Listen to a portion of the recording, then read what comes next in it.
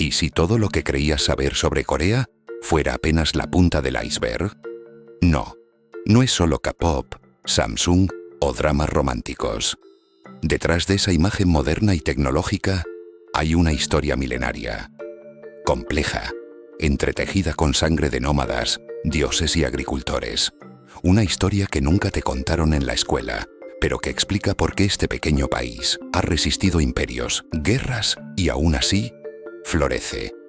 Porque la verdad es esta: Corea no tiene un solo origen, tiene muchos, y cada uno de ellos está enterrado bajo capas de ADN, leyendas con osas y dioses, civilizaciones que hablaron sin palabras y guerras que cambiaron más que fronteras. Si alguna vez pensaste que la identidad de un pueblo era simple, prepárate. Lo que vas a descubrir aquí te va a hacer ver la historia con otros ojos. Literalmente. Pocas personas lo saben, pero dentro de cada uno de nosotros vive una historia antigua, escrita mucho antes de nacer. En el caso del pueblo coreano, esa historia comienza con los antiguos habitantes del noreste asiático. Su ADN, especialmente el haplogrupo O2, es como un testimonio silencioso de migraciones, fusiones y adaptaciones. Imagínalo como una foto en sepia que revela no solo rasgos físicos, sino también memorias invisibles. El frío de Siberia, la dureza de la Manchuria, el fluir del río Amur. Todo eso, corriendo por sus venas. Pero no fue solo un cruce de caminos, fue más bien una colisión de mundos. Imagínate clanes nómadas con sus rituales, chocando con agricultores que ya domesticaban la tierra. Cada encuentro fue una chispa que encendió algo nuevo. Un idioma, una costumbre, una forma de ver el mundo. No hubo planificación. Sucedió, como suele suceder, lo más valioso en la vida, cuando menos lo esperas. Y eso dejó una marca en la esencia del pueblo coreano. Una vez, un genetista me dijo algo que nunca olvidé. El ADN es como una lengua muerta que todavía susurra en los huesos. Y esos susurros cuentan una verdad profunda. Corea no es pura ni lineal. Es un rompecabezas ensamblado por siglos de historia compartida. Y ahí, justo en esa mezcla, nace algo aún más poderoso. Las primeras huellas de civilización que algún día serían desenterradas bajo capas de tierra y silencio. Antes de que existieran rascacielos en Seúl o tecnología de punta, ya había en la península coreana señales de inteligencia, orden y espiritualidad.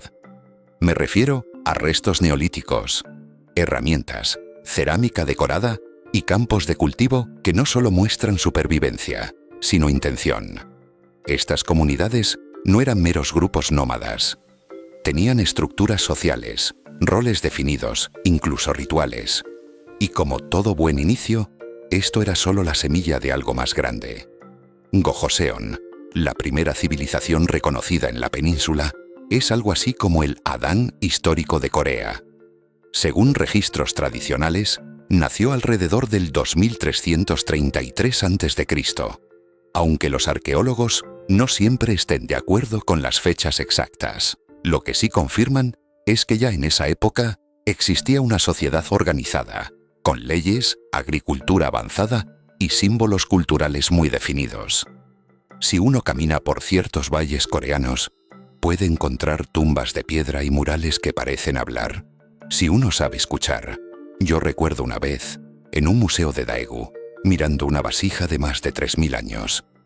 No decía nada claro, pero su forma, su detalle, su peso, me hizo pensar que esa gente no solo quería comer arroz, quería contar algo, dejar algo, tal vez un mensaje al futuro.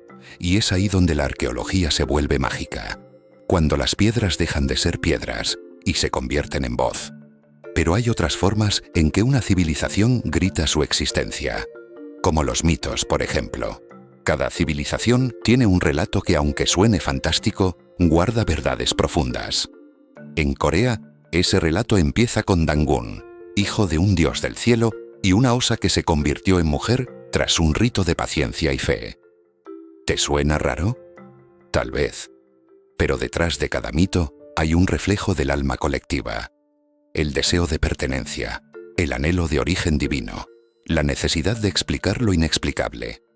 Porque al final, no se trata de creer o no, sino de comprender por qué se creyó. La historia de Dangun no está para competir con la ciencia, sino para acompañarla. Mientras los arqueólogos excavan restos de Gojoseon, el mito narra cómo comenzó todo desde lo sagrado. Y eso es poderoso. No por la exactitud, sino por la emoción. Porque cuando una nación dice que fue fundada por el Hijo de los Cielos, está diciendo que su pueblo no es producto del azar, sino de un propósito mayor.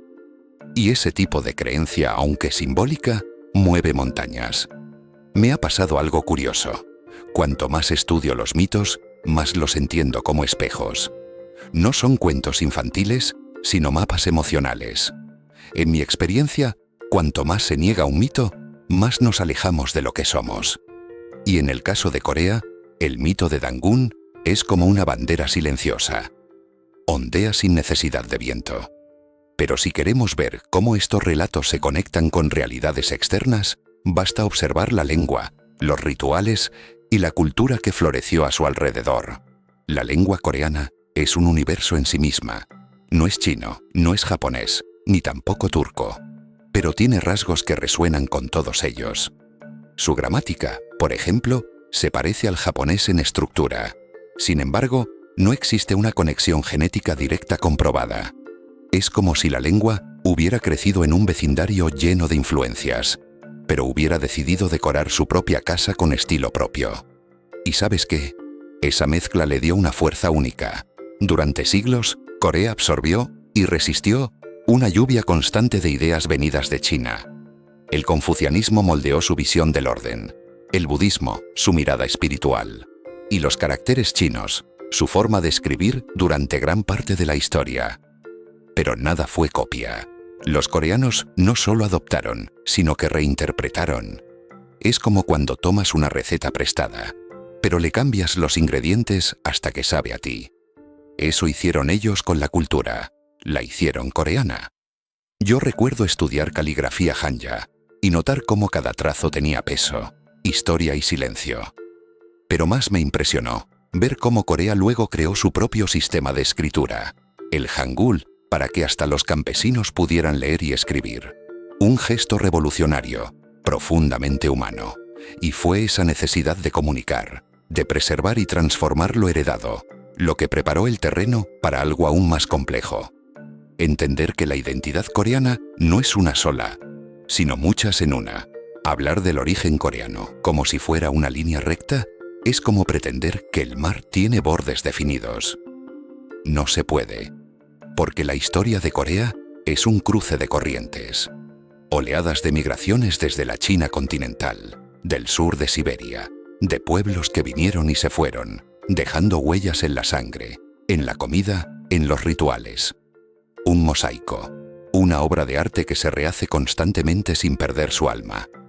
Desde el punto de vista genético, el ADN coreano es como un archivo comprimido. Guarda rastros de múltiples civilizaciones, de tribus nómadas y de reinos desaparecidos. Culturalmente, ese archivo se amplía aún más. Las invasiones, las guerras, las alianzas. Todo eso dejó marcas que no se borran fácilmente. Corea no fue moldeada por un escultor, sino por miles de manos anónimas, tallando su destino con paciencia, con lucha, con resistencia. Me gusta pensar en Corea como una sinfonía. Cada instrumento representa una influencia. China como el piano que marca el ritmo, los pueblos nómadas como tambores ancestrales, el alma coreana como una voz que nunca se quiebra. Y aunque a veces suene caótica, esa sinfonía tiene armonía. Una armonía que no viene de la pureza, sino de la fusión. Y es justo en esa mezcla que encontramos el corazón de un pueblo que aún hoy sigue redefiniéndose. Ahora que lo sabes, ¿qué vas a hacer con esta información? No basta con entender la historia, hay que dejar que ella nos transforme. Pregúntate, ¿hasta qué punto conoces realmente tus raíces? ¿Y si tu propia identidad también fuera un mosaico esperando ser descifrado? Lo más peligroso de la ignorancia es que parece cómoda, pero la verdad, aunque duela, es la única que libera. Y si llegaste hasta aquí, es porque no te conformas con lo superficial. Así que sigue en este camino. Suscríbete al canal, activa la campanita y prepárate para descubrir los secretos que la historia oficial nunca se atrevió a contar. Lo que viene va a cambiar la forma en que ves el mundo.